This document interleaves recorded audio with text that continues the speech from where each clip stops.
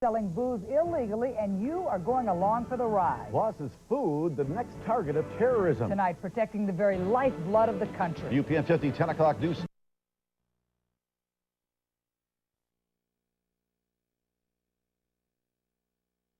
And truck we build from Silverado.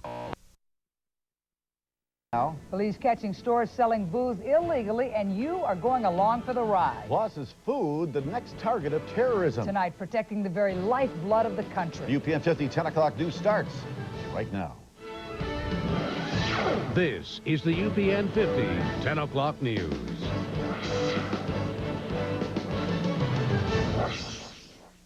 Breaking news, 2 people are shot at a party store in Detroit. One suspect is caught, the other one is still on the loose tonight. Good evening, everyone. Tonight's first story is breaking right as we speak. Our Mike Bowersock is live on the scene of the shooting. Mike, what can you tell us? Good evening, Amir. Another story from Detroit's Main Street. So let's take a look at the damage, at least on the party store. Bullet hole 1 right here. Bullet hole 2 right there. A double shooting. It happened on the Cass corridor near Cass and Henry. Now, we were there as the injured were brought out and put in ambulances. 2 men shot, 1 in the torso, 1 with wounds in the chest and back, the other in the leg. One of them made it to this party store begging for help. One guy said was hit twice, once in the chest, once in the arm, and twice in the leg. Now, police arrived and were told the gunman, one of them was down the street actually watching them. Police had to break down the door of the Carson Arms apartment to get him. The witnesses stated the subject is right down the street watching. We all looked over. He appeared to see us, took off running. We all gave chase. He ran in there, and we announced our purpose and present. He refused to open. We forced entry. And that, as you can see, was the door that had been broken into. Now, that gunman is in custody. There is another one out there, possibly. They're not sure if there was 2. They think there may be. They know there was 1. They think they have him. The 2 men that were injured, both of them are in stable condition at Detroit Receiving Hospital. Police tell me all this was over drugs. Live in Detroit, I'm Mike Bowersock, UPN 50, 10 o'clock news. All right, Mike, thanks a lot. And new tonight, there's been a mercury spill at a Detroit elementary school.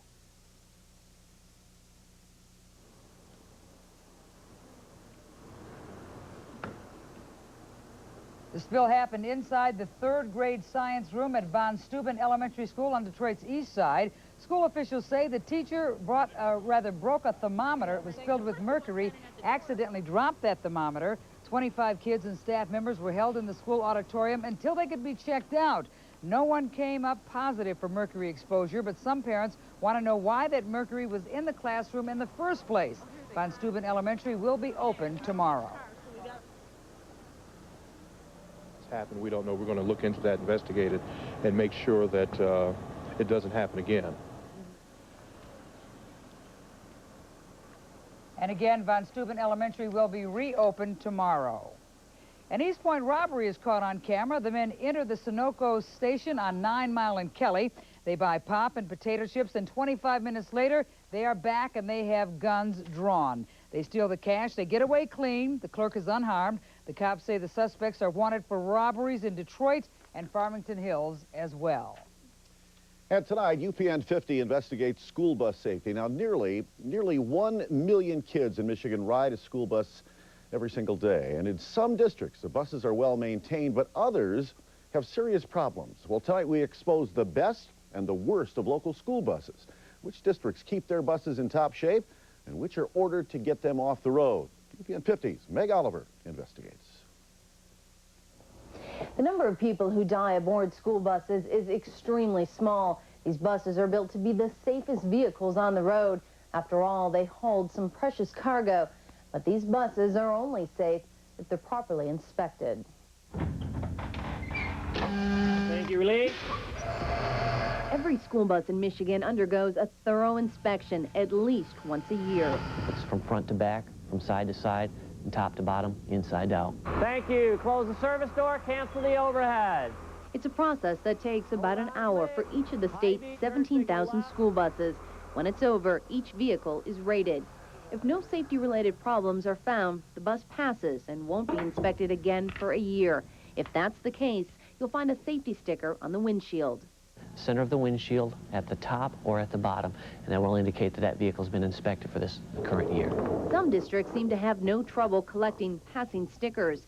In Livonia, for instance, every one of the district's 100 school buses passed the 2001 inspection. Walled Lake with 127 buses, Garden City with 25, and Bloomfield Hills with 62 were also among those with perfect 2001 scores. But inspectors do find problems. If they aren't serious, the bus gets yellow tagged. But in some districts, a majority of buses have serious problems and are issued a red tag. Red tag would indicate there's immediate hazard with this vehicle, needs to be taken care of prior to transporting pupils with this vehicle. In Inkster, 42 of the district's 65 buses were red tagged during their 2001 inspection. In Detroit, 213 of the 311 buses owned by the city failed inspection, and vehicles owned by independent contractors did no better. Inspections for the 2002 school year are underway in Detroit. So far, 60% of their fleet has passed. In addition, they've added 203 brand new school buses. If you want to find out how your district did in the last inspection, you can look for a link on our website at UPN50.com and then look for this seal in the window. Reporting in Livonia, I'm Meg Oliver, UPN 50, 10 o'clock news. Okay, Meg, and tonight, and only on 50, we ride with cops as they try to bust businesses selling booze to kids. Senior investigator Harry Hairston is live in Detroit with that story. Harry? Well, Rich, here's what's happening. Wayne County deputy sheriffs have taken to the streets tonight. They are going to party stores like the one you see behind me. Random spot checks with decoys to find out if they're selling booze and tobacco to minors. It's convenient. Tonight we hit the streets with Wayne County deputy sheriffs and their 17-year-old decoy, looking for party store owners selling alcohol and tobacco to minors. And here near Wayne State University is where our decoy scored. How'd it go in there? Good. He wouldn't give me the liquor, but he got the cigarettes. How you doing? Moments later, cops confront the store's owner, and here's what the owner told me. Do you ID much here? Yeah, all the time. I ID. It's the first time happened to me. I've been here 4 years. Cops say they hear the same answer all the time. Well, that's usually the answer we get, but as you see, he didn't ask in this case, so I would imagine he's done it several times. But police say, for the most part, many stores are getting the message about selling alcohol and cigarettes to minors. Most of the merchants, 90% of the merchants, are very good. They make sure that there's compliance. But the sheriff says it's that 10% that are still selling alcohol and tobacco to minors. And now with the holiday season here, he says it is more likely to happen than just about any other time of the year. Reporting live in Detroit, Harry Hairston, UPN 50, 10 o'clock news. Thank you, Harry. A traffic stop turns into trouble for a Detroit police officer. He leaned into a car to check a driver's ID, and the driver hit the gas, dragging that officer over a curb, through a fence, and into a water hazard on the Chandler Park Golf Course. The driver then tried to flee on foot. He was arrested, though. The officer is expected to be fined. A man leads police on a high-speed chase and then rams a patrol car to get away. It happened in Clinton Township. It started with a call about a man trying to pass a bad check at a Fifth Third bank. Police chased the suspect down Gratiot. He rammed a patrol car and then he fled. The suspect is an African-American male in his 40s. He was driving a 1995 black Ford Explorer. A jury has the case of two white men accused of attacking a black Michigan State trooper. Jason Barker and Travis Sales allegedly assaulted Arthur Williams at a Brighton bar because he was dancing with a white woman. Jury deliberations continue tomorrow. If convicted, both men could find themselves locked away. And tonight we are learning the anthrax letter sent to Senator Patrick Leahy contained enough spores to kill 2 people. Also, traces of anthrax have been found in the offices of Senator Edward Kennedy and Christopher Dodd.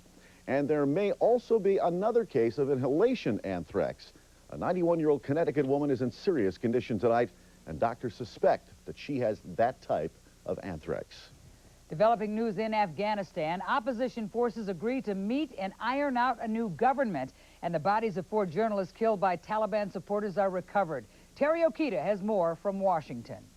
As the Taliban loses more and more ground, diplomats know they must act fast to establish some type of interim government in Afghanistan, and the first step will come Monday.